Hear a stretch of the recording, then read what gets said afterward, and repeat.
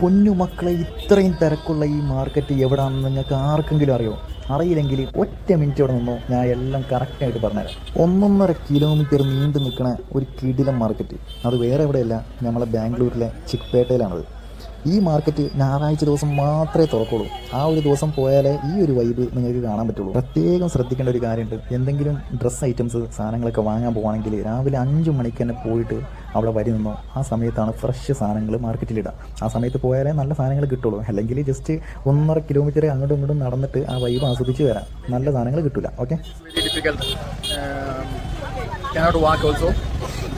കാലിനിടയിൽ കൂടെ കാണാൻ വണ്ടികൾ പോകുന്നത്.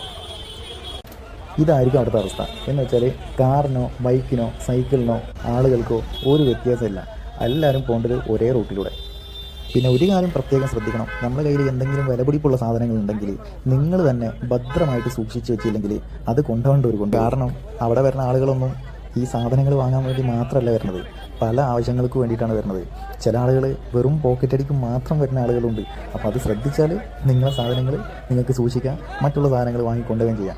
ഇവിടെയുള്ള എല്ലാ സാധനങ്ങളും നമുക്ക് ബാർഗെയിൻ ചെയ്തിട്ട് വാങ്ങാൻ പറ്റും. മാത്രമല്ല 50 രൂപ മുതൽ മുകളിലോട്ടാണ് ഇതിൻ്റെ പ്രൈസസ് വരുന്നത്. നമുക്ക് ഇഷ്ടപ്പെട്ട സാധനങ്ങൾ നോക്കി എടുക്കാം. ഇതുപോലത്തെ വ്യത്യസ്ത വീഡിയോകൾ കാണാൻ ആഗ്രഹമുള്ളവരാണെങ്കിൽ ജസ്റ്റ് ഒന്ന് ഫോളോ ചെയ്ത് വെച്ചോ. ഒന്നും നഷ്ടം വരാനല്ല, അത് ചെയ്തിട്ടേക്ക്.